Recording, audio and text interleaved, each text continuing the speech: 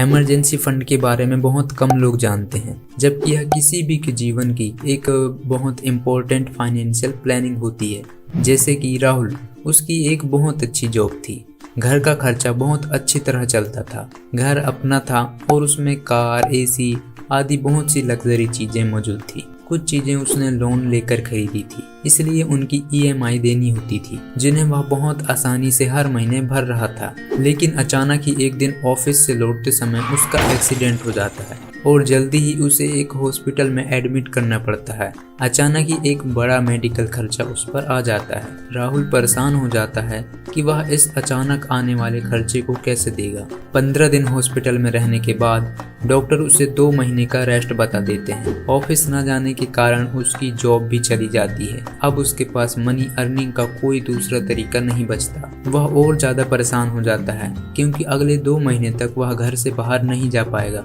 और कोई जॉब नहीं कर पाएगा। अब वह अपनी ईएमआई कैसे भरेगा और घर का खर्चा कैसे चला पाएगा। कुल मिलाकर राहुल अचानक ही बहुत बड़ी फाइनेंशियल प्रॉब्लम में घिर जाता है। दोस्तों, ऐसा किसी भी के साथ हो सकता है, आपके साथ भी और मेरे साथ। तो क्या इससे बचने का कोई तरीका है? जी हाँ, इस फाइनेंशियल प्रॉब्लम से बचने का एक बहुत ही अच्छा तरीका है, वह है इमरजेंसी फंड।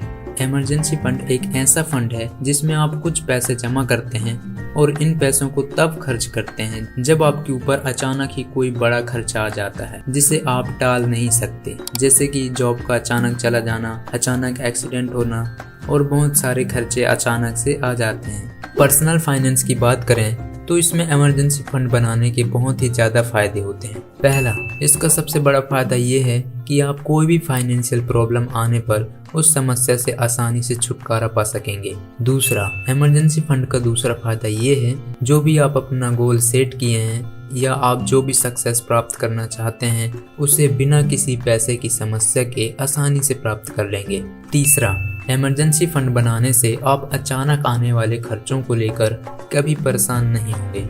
इस प्रकार आप लाइफ में आने वाली बहुत सी टेंशन से बच पाएंगे। चौथा, अधिकतर यह देखने में आता है कि कोई भी व्यक्ति किसी से उधार तभी लेता है जब उसके पास अचानक कोई खर्चा आ जाता है। इस तरह के उधार लेने से आप हमेशा बचे रहेंगे। लेकिन आपको अपने इमरजेंसी फंड में कितने पैसे रखने चाहिए? इसके लिए आपको सबसे पहले यह जानना जरूरी है कि आपके महीने का खर्चा कितना होता है। मान लीजिए आपके महीने का खर्चा 20,000 रुपये है। अब आपको अपने इमरजेंसी फंड में कम से कम 4 से 6 महीने के खर्च के बराबर पैसे रखने चाहिए। यदि आप एक समझदार इंसान हैं तो आप 6 महीने का इमरजेंसी फंड जरूर बनाएंगे। इस प्रकार आपके फंड में कम से कम 20,000 गुणा 6 करें तो हम 1,20,000 रुपये तो होना ही चाहिए। इस प्रकार आप अपने महीने के खर्च को जानकर अपना फंड तैयार कर सकते हैं। अब यदि आपके पास 6 महीने का फंड है तो किसी भी इमरजेंसी में आप 6 महीने का खर्च बिना किसी अर्निंग के उठा सकते हैं। मैंने जो राहुल का उदाहरण दिया था, यदि राहुल के पास इमरजेंसी फंड होता तो उसे कोई भी परेशानी नहीं होती। जब वह ठीक हो जाता तो वह फिर जॉब करके अर्निंग करने लगता, लेकिन उसके पास ऐसा कोई इमरजेंसी फंड नहीं था जिससे उसे बहुत परेशानियां हुई।